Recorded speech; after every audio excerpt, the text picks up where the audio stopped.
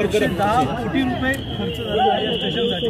काय वाटतं सरकार का ओपन करतं? आपण पाहिलं असेल आम्ही गेले 2-3 महिने सातत्याने महाराष्ट्रावर जो अन्याय होत चाललेला आहे म्हणजे या उद्घाटनाच्या हिशोबाने त्याच्यावर आवाज उठवत आहे। खरं तर गेले 2 वर्ष महाराष्ट्राला एक अन्यायकारक भूमिकेत किंवा आपण पाहता की महाराष्ट्रात जो अन्याय होतो त्याचं काही उत्तर आम्हाला कुठेही मिळत नाही। आम्ही सांगण्याचा हाच प्रयत्न करतो की महाराष्ट्रात महाराष्ट्र देखील आहे, आम्ही पण एक राज्य आहोत, आम्हाला पण न्याय मिळाला पाहिजे। आत्ता आपण पाहिलं असेल MTHN गेले 2 ते 3 महिने तयार आहे, पूर्णपणे तयार आहे। 2-3 वेळा उद्घाटनाची वेळ देखील जाहीर झाली पण उद्घाटन काही झालं नाही, कारण ज्यांना उद्घाटन करायचं आहे त्यांच्याकडे महाराष्ट्रासाठी वेळ नाही।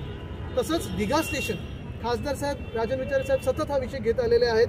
गेले 8 ते 9 महिने आम्ही आवाज उठवतो, दिल्लीमध्ये असेल इथे गल्लीत असेल, की हे रेल्वे स्टेशन तयार आहे, जनतेसाठी खुलं करा। जर तुम्हाला वेळ नसेल उद्घाटन करायची खुलं करा, पण तेही करायला तयार नाहीत। आपण पाहिलं असेल नवी मुंबईची मेट्रो 5 महिने तयार होती, जेव्हा मी ट्विट केलं पत्रकार परिषदेत तेव्हा त्यांनी खुलं केलं, पण उद्घाटन करायची अजून त्यांच्याकडे वेळ नाही ना ताकद आहे। आणि असंच उरण लाईन आहे, डोंबिवली मनकोडी कनेक्टर आहेत, अनेक गोष्टी ह्या महाराष्ट्रात अनेक फ्लायओव्हर्स आहेत जे आमच्या काळी तयार झाले, सरकार पाडल्यानंतर ह्यांनी उद्घाटन अजून केलंच नाही। दुःख याच गोष्टीचं आहे की ज्या कामांमुळे लोकांना जो गैरसोय होते लोकांना ती दूर होईल, ते तसं न करता अजून गैरसोय वाढणार कशी याच्यावर ही घटना बाहेर सरकार सतत विचार करत आहे। सर आज त्यांनी पुन्हा एकदा मुख्यमंत्री एअरपोर्टवर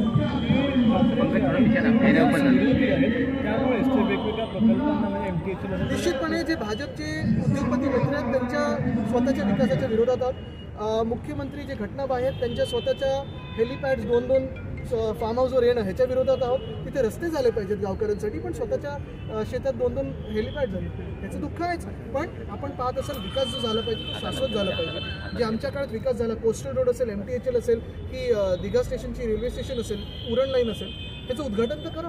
नुसतं तुमचे 25 फुटाचे होर्डिंग प्रिंटने झालं तर अजून म्हणून उद्घाटन करत नाही, ते किती योग्य? दुष्काळ परिस्थिती असताना डीप क्लिनिंगच्या पाण्यावर उधळपट्टी का होते? नाही, डीप क्लिनिंग खरं तर स्वतःचं मनाचं केलं पाहिजे त्यांनी। किती काळं मन असेल तुम्ही विचार करा की ज्या व्यक्तींनी, ज्या नेत्यांनी, ज्या कुटुंब प्रमुखांनी तुम्हाला सगळं काही दिलं, तुमचं तिकीट असेल, विधानसभेचं पहिलं मंत्रीपद असेल, मोठी खाती दिली, सगळं काही दिलं, त्याच्याच पाठीत खंजीर खुपसून जेव्हा त्यांना बरं नव्हतं, किती काळं मन असेल आणि स्वतःच्या खुर्चीच्या एक काय म्हणतात ज्यांना खुर्ची पाहिजे होती त्याच्यावर बसायला आणि स्वतःचं भ्रष्टाचार वाचवायला। पण मुळात हीच गोष्ट आहे की माथेवर जो शिक्का बसलेला आहे गद्दारीचा, ते डीप क्लिनिंग कसं करणार हा एक मोठा प्रश्न आहे।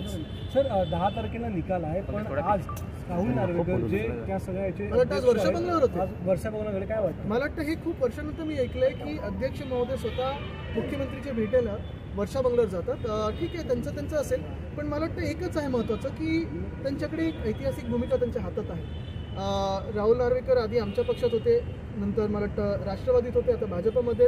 त्यांना शुभेच्छा आहेच, माहीत नाही पुढचा पक्ष असेल, पण एकच आहे की महाराष्ट्राला, देशाला, आपल्या संविधानाला आणि आपल्या लोकतंत्राला जे हिताचं आहे तो निकाल त्यांच्याकडून अपेक्षित आहे ट्रायब्युनल म्हणून।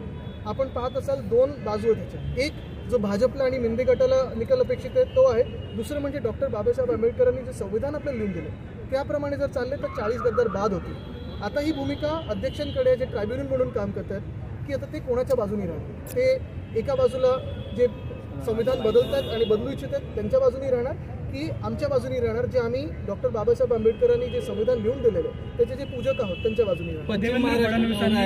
उद्धव ठाकरे यांच्यावरती टीका केलेली आहे की मुख्यमंत्र्यांच्या मनाला पट्टा दिसला की सिंहासन सिनेमा आठवतो, आत्ताच्या मुख्यमंत्र्यांना पट्ट्याची गरज नाही असं। मला वाटतं एवढे खालच्या पातळीला जाऊन पर्सनल टीका करणं हे कधीच महाराष्ट्राची संस्कृती नव्हती। ते नवीन जर आणत असतील तर मी त्याच्यात त्या लेवलला तरी जाणार नाही, ते त्यांनी बघावं आणि लोक पण बघतात। पश्चिम महाराष्ट्राचा दौरा आहे तुमचा 2 दिवसीय, नेमकं कोणत्या भागामध्ये जाणार आहे आणि आम्ही आता सर्वच आपण पाहतोय की गेले 2-3 वर्ष तर सतत फिरत आहोत, पण आज आपण पुन्हा एकदा आपण पाहिलं असेल की काल दक्षिण मुंबईमध्ये होतं, उद्या कोल्हापूर असेल, परवाकडे हातकणंगले आहे, येताना पाटण आहे, मला वाटतं अनेक ठिकाणी मी जातो।